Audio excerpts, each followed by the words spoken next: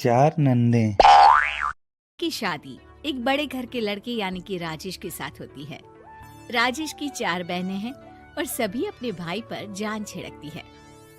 अरे पापा, ये राजेश के लिए कैसी छोटी सी हिट की लड़की ब्याह लाए हैं आप? हम लोगों का भाई तो राजकुमार है, उसके लिए तो कोई राजकुमारी होनी चाहिए थी।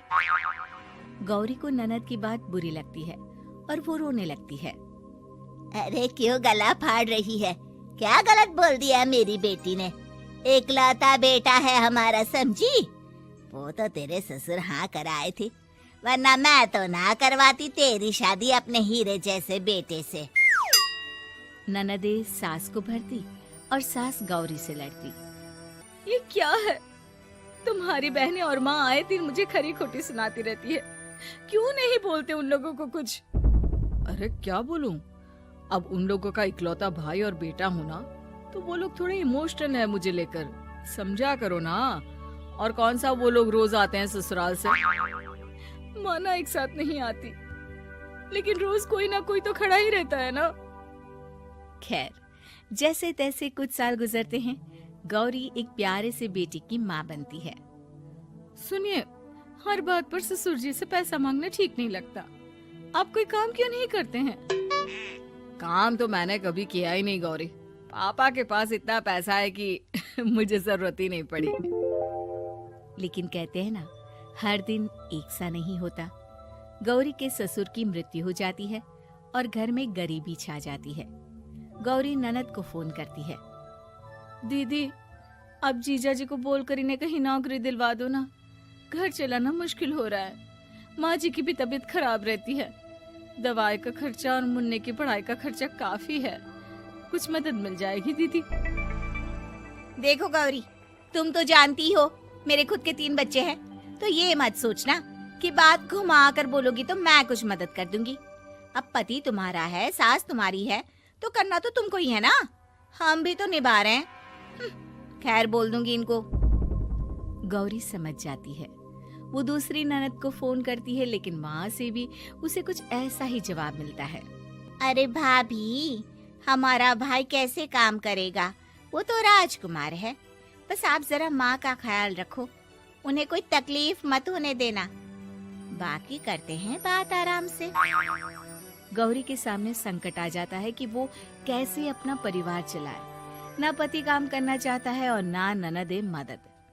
फिर एक रोज गौरी की सहेली कहती है, गौरी, मैं ना एक फैक्ट्री में काम करती हूँ, तुम्हारी परेशानी समझ सकती हूँ। क्यों नहीं तुम भी मेरे साथ वहाँ काम करती? अरे लेकिन मुन्ना तो छोटा है ना। तो क्या हुआ, तेरी सास और पति तो घर पर ही हैं, वो लोग संभाल लेंगे। तू चल मेरे साथ। गौरी ने अब काम करना शुरू कर दिया था, लेकिन उसका सपना अपने बेटे को अच्छी शिक्षा देने का था। गौरी अपने भाई से कहती है, भाई, आपके बच्चे जिस स्कूल में पढ़ते हैं उस पर मेरे गौरव का भी एडमिशन हो सकता है क्या? अरे कैसे बात कर रही है गौरी? जितना तू कमाती है उतने में तो तेरा घर भी नहीं चलता। तू कहाँ इतने महंगे स्कूल का सपना देख रही है? लेकिन गौरी भी ठान लेती है कि वो किसी न किसी तरह अपने बच्चे को अच्छे स्कूल में पढ़ाएगी। माँ जी, ये मेरे गहने हैं, मैं बेच रही हूँ। गौरव का कल एडमिशन है। अरे वो तो ठीक है गौरी, लेकिन आगे की फीस कैसे मैनेज करेगी? और ज्यादा मेहनत कर लूंगी माँ। गौरव कुछ बन गया तो हम लोगों के सारे दुख दर्द दूर कर देगा। गौरी, हम लोगों ने तुझे गलत समझा, लेकिन तू ही थी जो ये घर लेकर चल रही है, वरना कब की अलग हो जाती। गौरी सास की ओर मुस्कुराकर देखती है। आप भी तो मेरा साथ दे रही हैं ना। अरे कभी खाने में अंडा या मुर्गा भी खिला दिया करो, क्या रोज रोज पत्ता खिलाती रहती हो? अरे शर्म तो आती नहीं, सारा दिन बहू काम करके पैसे लाती है, खुद तो कुछ करता नहीं, ऊपर से मुर्गा खाना है इसको। गौरी अपना घर चलाने के लिए तो पर्याप्त पैसे कमा लेती है, लेकिन बेटे के महंगे स्कूल, कोचिंग और उसकी डिमांड पूरी करने के लिए उसे लोगों से पैसे उधार लेने पड़ते।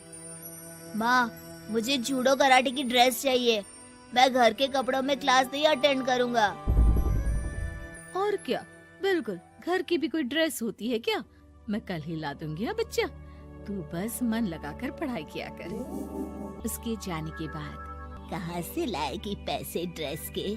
माँ वो पास वाली चाची से कुछ पैसे उधार लूंगी। अरे सभी से तो उधार ले चुकी है तू।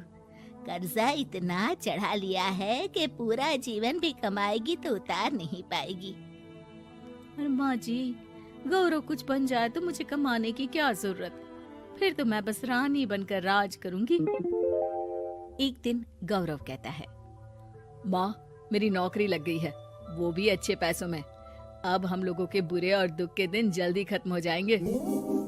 गौरी की खुशी का ठिकाना नहीं होता। वो सास की फोटो के सामने हाथ जोड़ती है कि उसका पति उसे कहता है, देखा गौरी, तेरी तपस्या खत्म हुई। इतने सालों से जो तू फैक्ट्री में नौकरी कर रही है, अब तू आराम कर सकती है। अरे नहीं नहीं, अभी तो नौकरी लगी है, कुछ दिन कुछ पैसे कमा तो लेने दो। कुछ महीनों बाद गौरी की ननद गौरव के लिए रिश्ता लेकर आती है। अरे भाभी, वो मैं ना रिश्ता लेकर आई थी गौरव के लिए, सुना अच्छा कमा रहा है। क्यों? देखा मेरी बहन कितनी अच्छी है, कितना सोचती है हम लोगों के लिए। गौरी कुछ नहीं कहती, लेकिन उसका मन नहीं होता है कि वो बेटी की शादी इतनी जल्दी कर दे। हाँ वो तो ठीक है, लेकिन अभी कुछ कर्जा है जिसे उतारना है।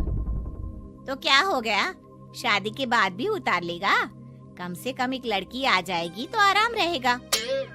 गौरी लोगों के प्रेशर में आकर बेटे की शादी कर देती है और शादी के बाद एक दिन जब अपनी फैक्ट्री में जाती है, मैनेजर साहब, कैसे इस फैक्ट्री में 22 साल काम कर लिया पता ही नहीं चला। अब तो बेटा सेटल हो चुका है, नौकरी की जरूरत नहीं है। लेकिन आप सभी का शुक्रिया। गौरी बहन, बहुत मेहनत की तुमने जीवन में, अब भगवान कोई मुश्किल ना दे। गौरी घर आती है, लेकिन दरवाजे के बाहर से ही उसे बहू और बेटे की आवाज सुनाई देती है। क्या है, तुम्हारी माँ ने तो सोचा भी नहीं कि जो कर्जा वो ले रही है खुद की अय्याशी के लिए, वो हम लोग क्यों भरे? उनका कर्जा है वो देखे। हाँ लेकिन क्या करूँ, माँ को छोड़कर रह भी तो नहीं सकता ना। अरे रह नहीं सकते तो क्या करोगे? पूरी जिंदगी उनका कर्जा चुकाते रहोगे? कल को हमारी भी फैमिली बढ़ेगी, कैसे मैनेज करेंगे? मैं नहीं जानती, साफ साफ बोल दो पैसे नहीं है फालतू के। जिसका कर्जा है वही निपटाए। गौरी बेटे बहू की बात सुनकर स्तब्ध रह जाती है और अंदर न आकर वहाँ से सीधे फैक्ट्री जाती है। मैनेजर साहब, मैं सोच रही थी कि इतनी जल्दी नौकरी नहीं छोड़नी चाहिए, जब तक हिम्मत है तो कर लेते हैं।